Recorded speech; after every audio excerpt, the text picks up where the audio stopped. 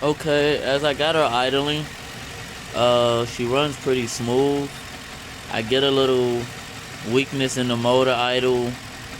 Um, I'm thinking it has something to do with my catalytic converter being clogged, because everything else it seems to be okay. I changed the spark plugs in cylinder 7 and cylinder 6. Um, However, this one does have a different intake thing. I'm not sure. My last one didn't have this here and everything all hooked up.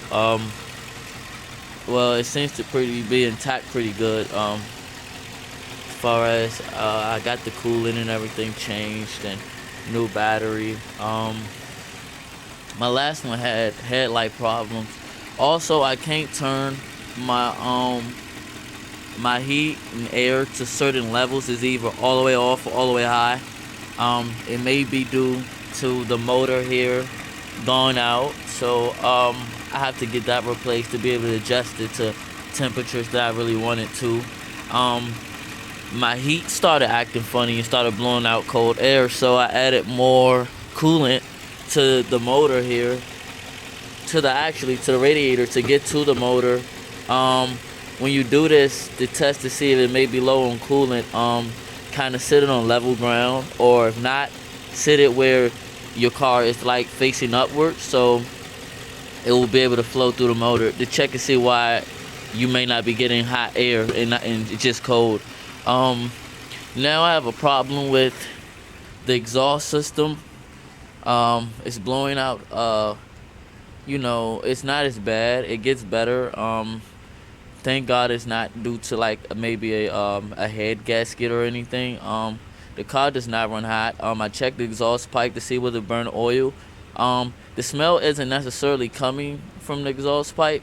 In one of my last videos, I was trying to show you guys my next problem I may have.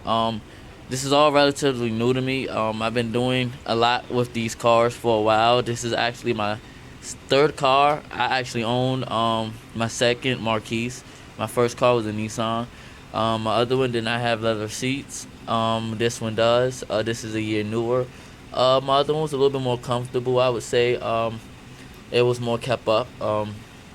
This one is pretty decent though, and I'm gonna work with it. And I add little hubcaps and stuff. But minor stuff like that. Also, my last one had no antenna, so I plan to get rid of this one as soon as possible. Um, Show you guys the back. It was freshly painted black, so unlike a lot of other ones, you may not see the Grand Marquis in black. This one was painted in black. You know, as far as the white smoke go, I need to get a catalytic converter replaced or try to get it cleaned. I can tell that's the problem because I'm gonna show you guys what it does and what you see and what you can tell. But overall, it's a nice car. Got 198 on it. Runs like a Ford supposed to, other than the catalytic converter. It sounds like it's supposed to. Radiator works, everything. Let's see what we got here. Now I'll show you guys where my problem is, where you may get your smell from. It may cause your car to putter at start, and like if you're at a light and you try to take off, it may putter due to it being clogged and not clean and not breathing properly. Now it's kind of hard to show you on the phone, but it's just the longest pipe that you will see under your car. Basically, I'm explaining to you what you should see that make you know you have to change it.